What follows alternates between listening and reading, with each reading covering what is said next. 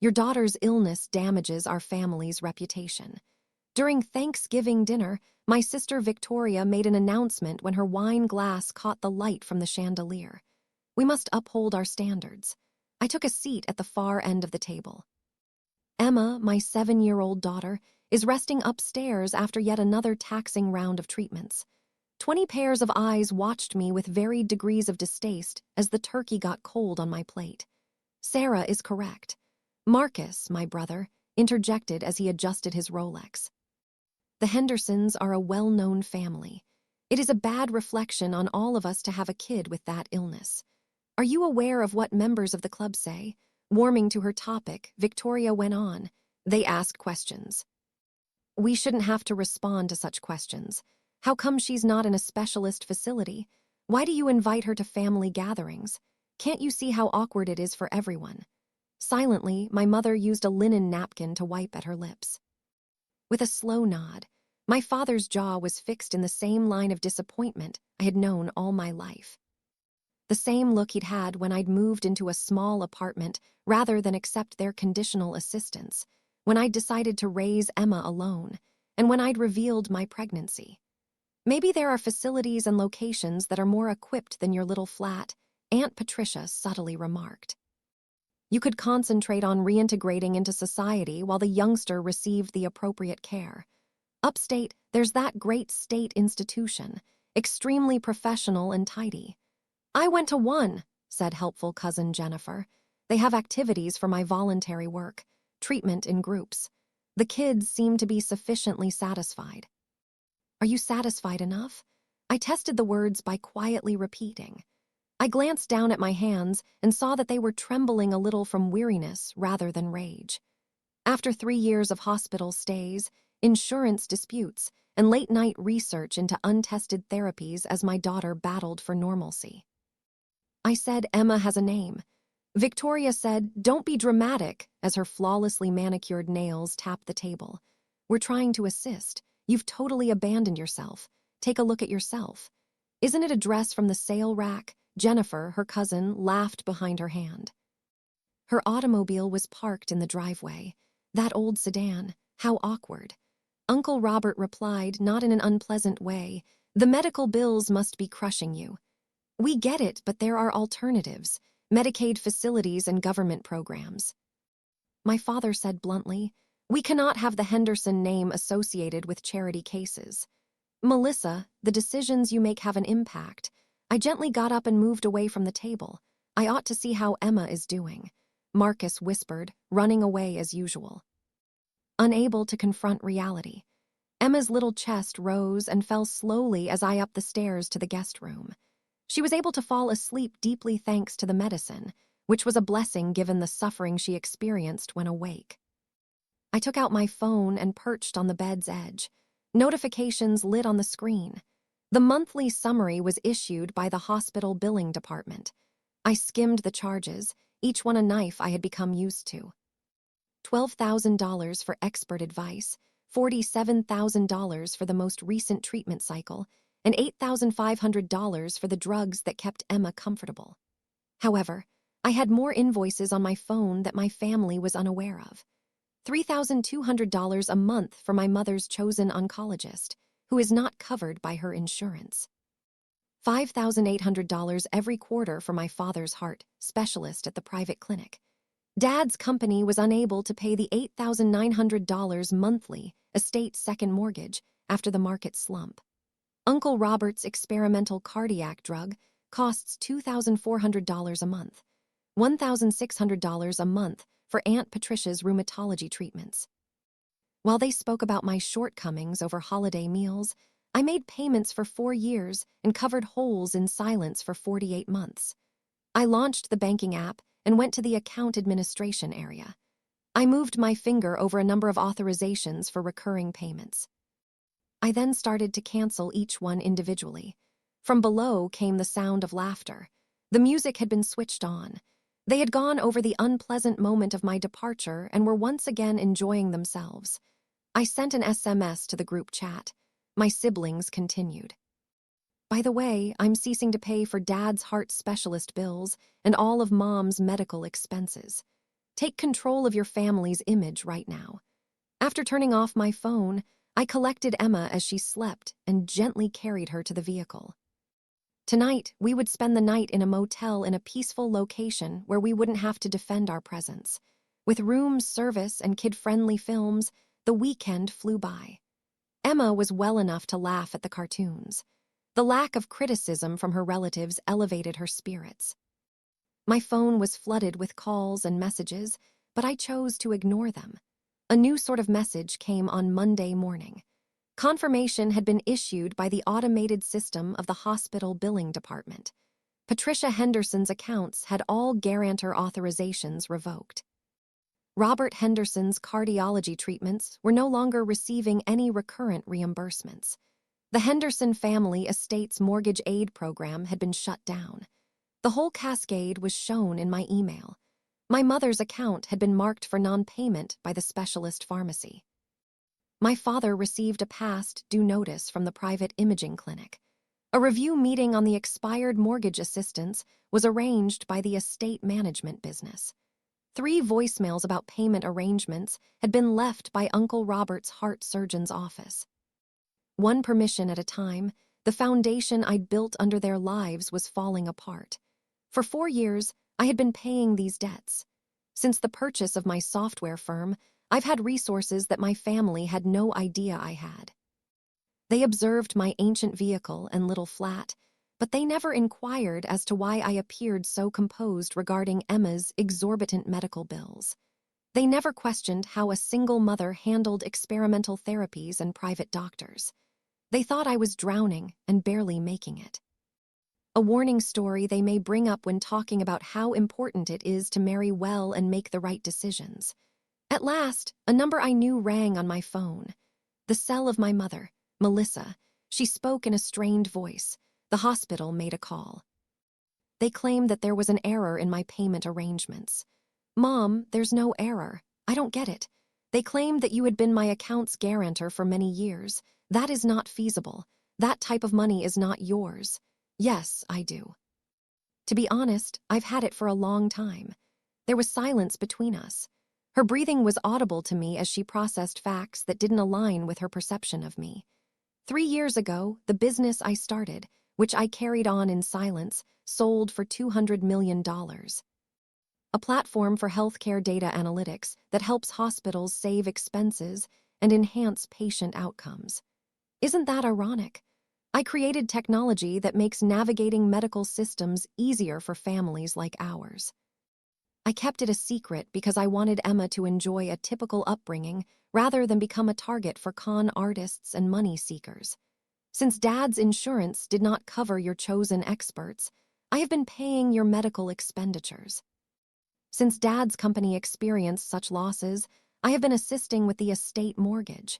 Aunt Patricia's prescription drugs, Uncle Robert's cardiac treatments, everything. The IT industry took notice of the deal. You had already chosen what my life should be like, therefore you never noticed. A struggling single mother with an ancient vehicle and a cheap apartment. You felt at ease with that story. It clarified why I was unable to attend every family event. Why did I seem exhausted? Why did I wear gowns from the discount store? Why would you do that?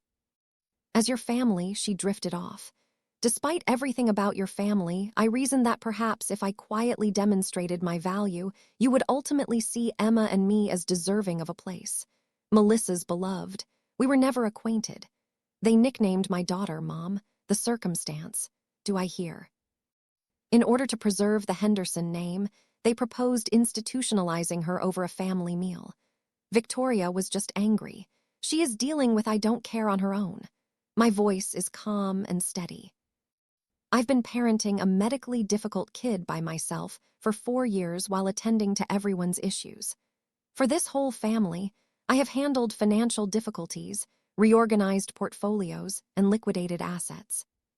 Last Thursday, I sat at that table and heard 20 individuals debate whether or not my daughter's presence constituted a societal burden.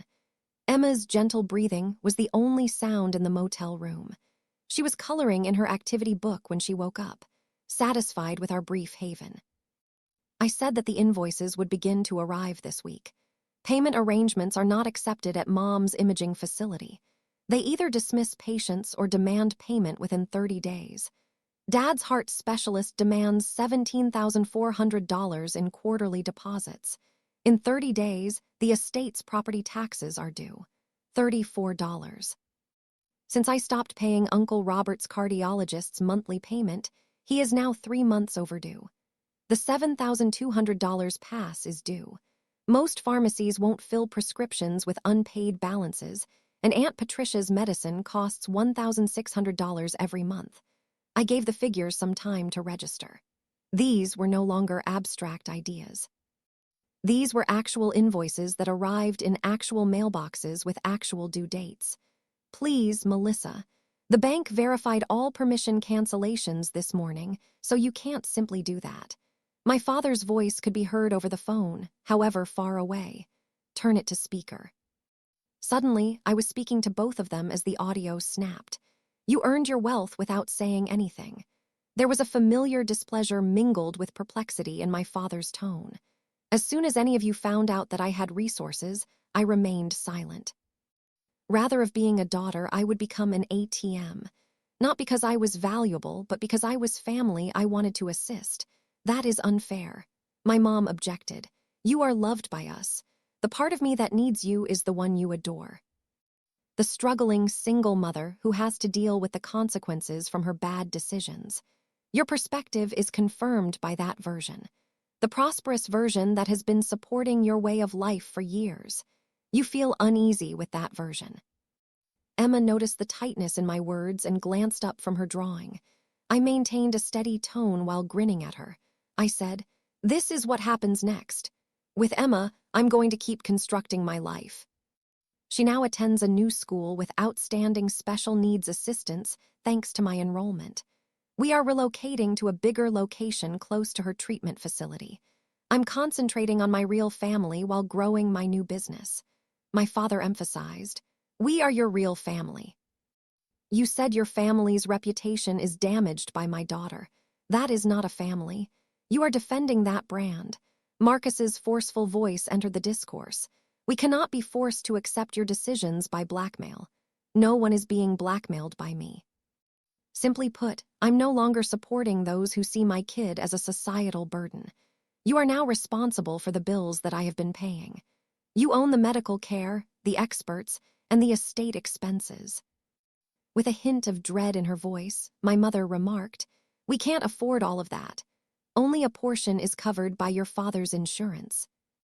After that, you'll have to make decisions, reduce the estate, utilize in-network physicians, apply for aid programs, and do all the things you recommended I do while raising Emma."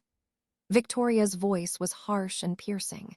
"You're penalizing us over a single dinner discussion, which is petty." "No, Victoria, I'm establishing limits. There's a distinction." My brother raised his voice once again. "What was the price you said your business sold for? You don't have to worry about it anymore.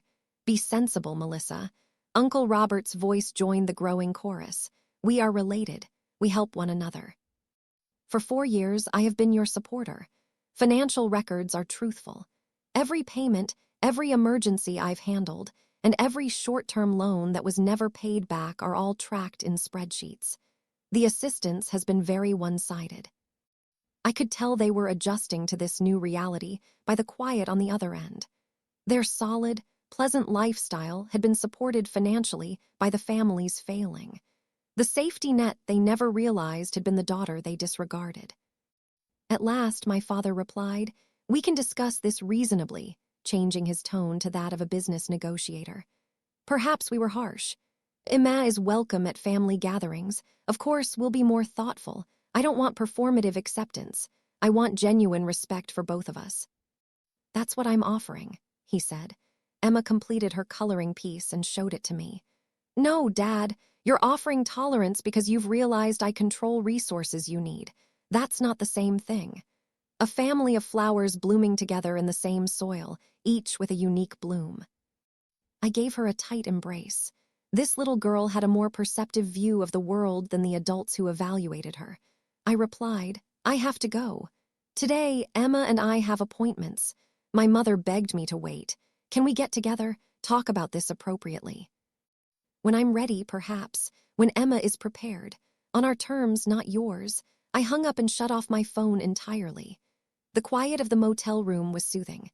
Emma wrapped her little arms around my neck and came onto my lap. She said, "Are we going home soon?" "We're going to our new home," I informed her. "A place where we are valued for who we are." Her equipment didn't take up much room in the 3 bedrooms and medical supply room of her new residence. The building had neighbors with children dealing with a variety of issues, as well as an accessible playground. No one looked. There, Emma would simply be Emma. Over the next several days, the text messages accumulated. Marcus's irate ones over commitment to family. The frantic ones from my mom about due dates for payments. Victoria's cunning ones suggested that we might all put this mistake behind us. However, I had already decided. Before it vanished, I had spent years serving as an unseen support system for others who were unable to recognize my worth. Emma was deserving of better. She ought to have a mother who expected respect and established limits. She was deserving of a life in which she was praised as a person rather than seen as a burden. It would probably be necessary to sell the estate. My parents' chosen high-end medical treatment would have to be reduced. Uncle Robert would learn about Inet network cardiology. Aunt Patricia would get knowledgeable about generic drugs.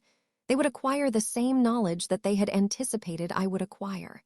How to make tough decisions, traverse systems without connections, and manage with less.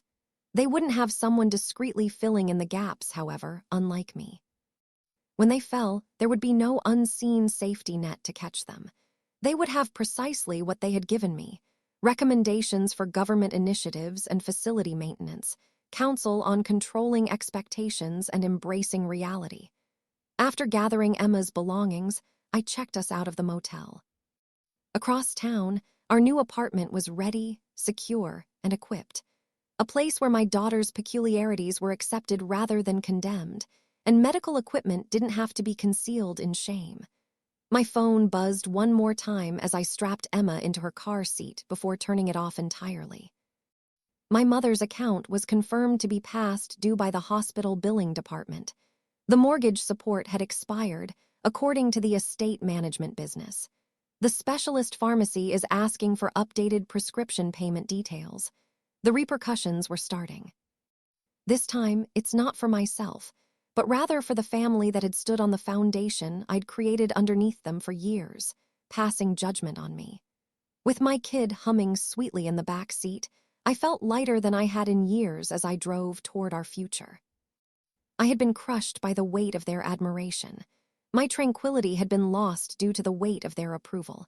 I had something better now: boundaries, self-respect, and the knowledge that my daughter's value wouldn't be judged by others who couldn't see it. The Henderson family's reputation would either endure or not. In any case, I was no longer accountable for maintaining.